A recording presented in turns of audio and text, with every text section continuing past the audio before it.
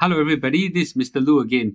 Today, I'm going to share with you a big breakthrough in my research on staying in Malaysia, particularly JB, for retirement.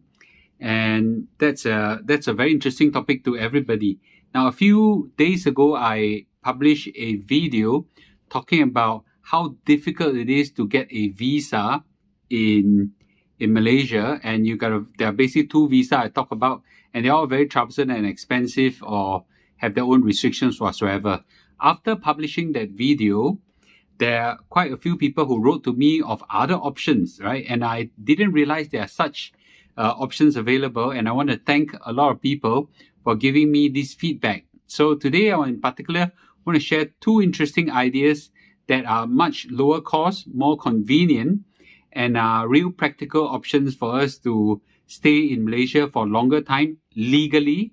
And for those people who wants to explore a working life, retirement life, staying life in Malaysia, these are great options for you. So before I go any further, please click like, subscribe, and I'll be posting more videos almost on a daily basis to share with you interesting ideas of how to do well financially and lead a great life. Okay, so the two options that we have that we are talking about so far with visa has been the Malaysia My Second Home MM2H. Okay, this visa has quite a big requirement in terms of deposit in Malaysia bank, and there are also strict requirement requiring you to stay at least 90 days in Malaysia, plus a hefty fee here and there. So this one not quite suitable for me because for me I will find it difficult to stay for 90 days in Malaysia. And on the other hand, there is a PVIP. Okay, it's a premium visa program, but the one has a hefty sum of $200,000 per person, and each dependent is $100,000. And I just found out yesterday that there is an agent handling fee of about $80,000 to $100,000. So altogether is some phenomenal, right? Phenomenal. 200,000 plus 100,000 for handling fee plus 100,000 for dependent. So together something like 400,000 ringgit, right?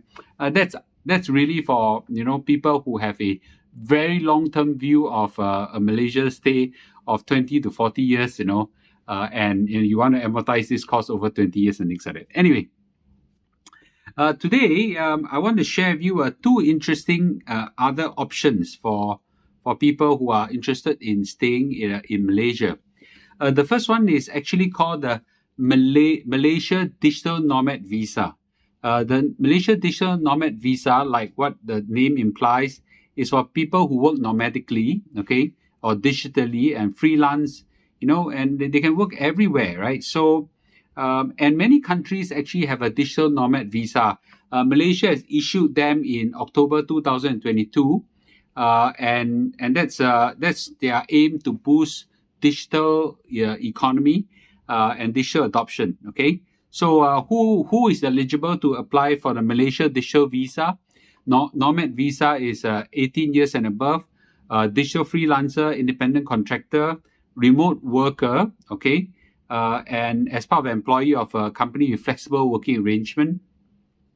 You have to be in a following profession. So take note carefully. Digital marketing. Now, I have no problem in this, right? I own a company of it. Digital creative content, I also got no problem in it.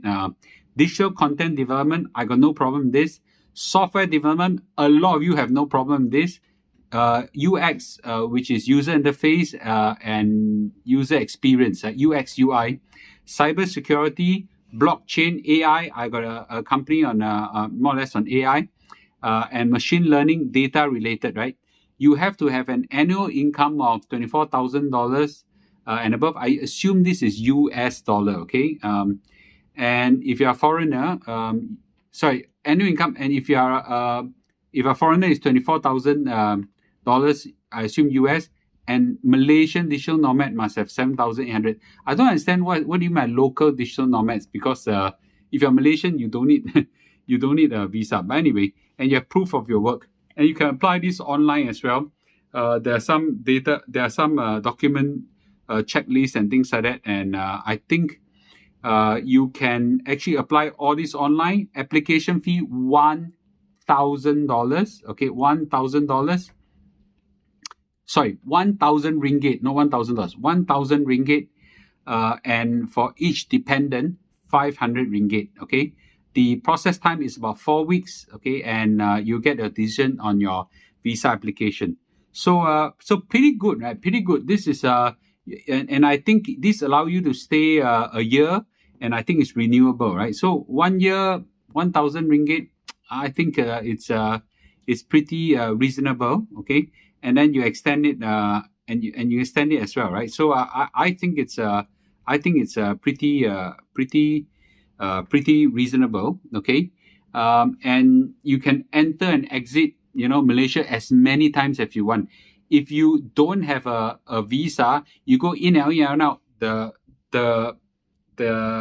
immigration officer see you have so many stamps, he can block you, and so on, right? So I think this is a really valid options for many people.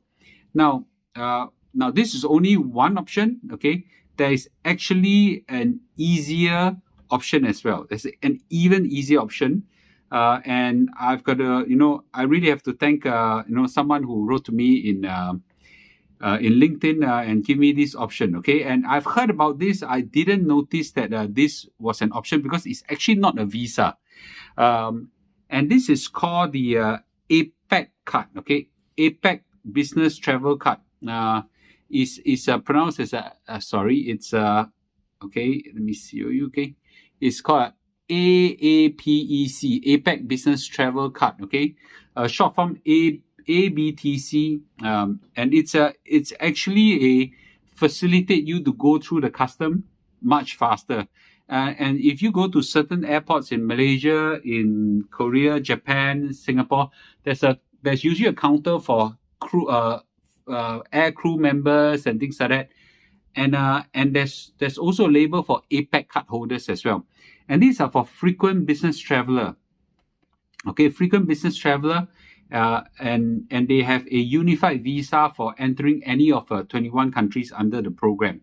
And under this arrangement, you can go into Malaysia for 90 days. Okay, 90 days each entry. 90 days, up to 90 days, right? So, in fact, it covers more than Malaysia. You have got Australia, Malaysia, South Korea, Brunei. I don't know why Mexico is covered under APAC, okay?